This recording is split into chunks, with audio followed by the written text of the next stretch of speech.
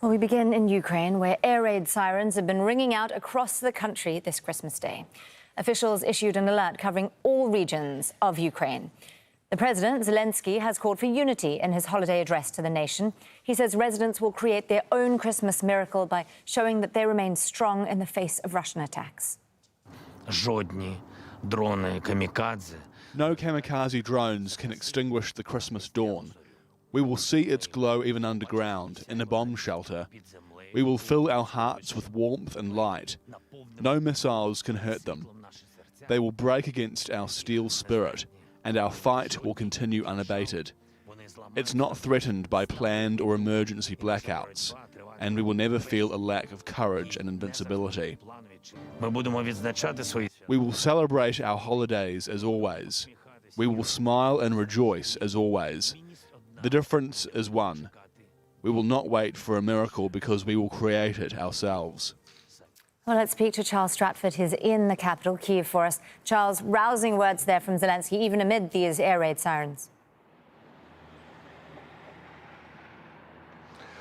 That's right, yes. Air raid sirens, I suppose, about half an hour ago now, countrywide. We heard them loud and clear across Kyiv.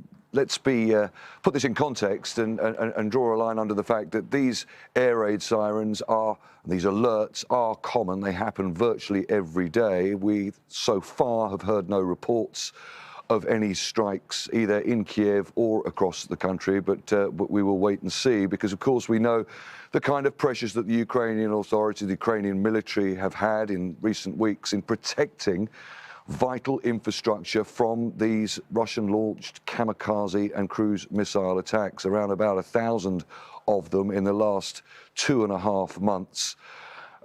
We know that there are still millions of people who have no electricity, that are having to endure rolling blackouts and have poor, if any, heating at all as these winter temperatures continue to drop. There have been a couple of lines from Ukrainian authorities in the last sort of 12 hours or so saying that the situation remains critical for electricity. That's just in Kyiv, and significant across the country as all efforts focus on trying to get as much of this infrastructure back up and running. Meanwhile, there are, as we've been reporting pretty much every day now, ongoing intense fighting in flashpoint towns on the front line in the east. That town of Bakhmut, we know, has seen some of the most intense fighting in recent weeks. That is ongoing. Strategically important for both sides if the Russians were to take it. And it's important to recognise that they've made very few or very little gain there in recent weeks. But if they were to take it, that would give them a clearer path to hitting the two largest cities still under full Ukrainian control in the Donetsk region, those cities of Kramatorsk and Slavyansk. We're hearing also reports of ongoing fighting to the south of Bakhmut, that town of Avdiivka that incredibly is so close to Russian-controlled Donetsk, the city of Donetsk, and yet, by and large, in the 10 months since this war started, there's been very little movement there, but the town now under heavy attack. And also, very interestingly, there are increasing reports of the Ukrainians shelling the town of Tokmak. Now, this town sits south of Zaporizhia, between Ukrainian-controlled Zaporizhia and Russian-controlled Melitopol. There are reports that the Ukrainians are trying to potentially make a push towards Melitopol, and we understand that the reason why Tokmak is being so heavily shelled by the Ukrainians is they're trying to cut supply lines.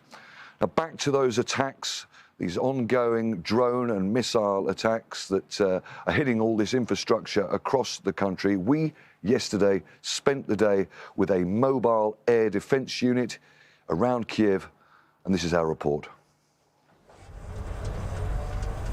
Pointing skyward and on high alert, this Soviet anti-aircraft gun was built in 1982.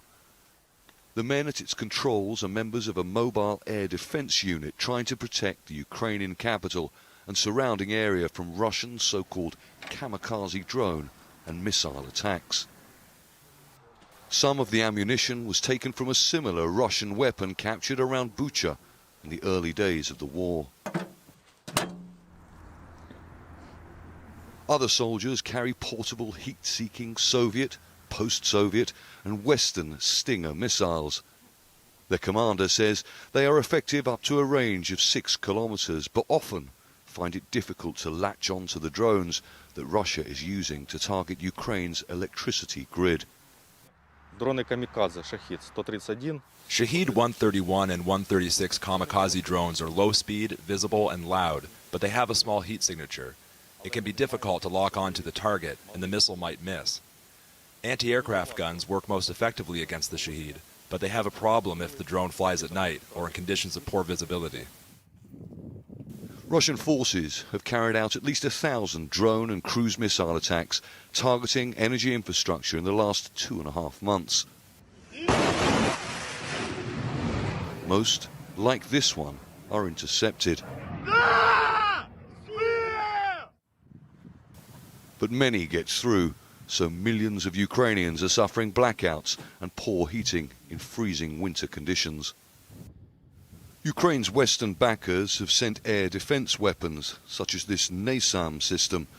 And last week, the US announced it is supplying a Patriot missile system. But training how to use it can take months, and one missile costs up to $4 million. The commander of this unit says it will be used to protect only the most important potential targets and cannot be deployed to intercept drones and cruise missiles. As we were filming this mobile air defence unit, the sound of a siren can be heard in the distance, and as a result, as you can imagine, these men are now on the move. We were not allowed to follow the soldiers because of the risk of giving away their locations. But in another field close to Kiev, this mobile air defence unit practices using a machine gun with a range of around 3 kilometres. It can easily take down the kamikaze drones that fly at around 160 kilometres an hour, only if they get eyes on first. Drones are less difficult than missiles, but there are observational difficulties because they can fly over forests that hide them or over busy roads where their approach noise is drowned out by traffic. Despite the challenges they face, there are hundreds of men like these across the country, constantly ready for a radio alert, focused on the skies. Charles Strafford, Al Jazeera, Kiev region.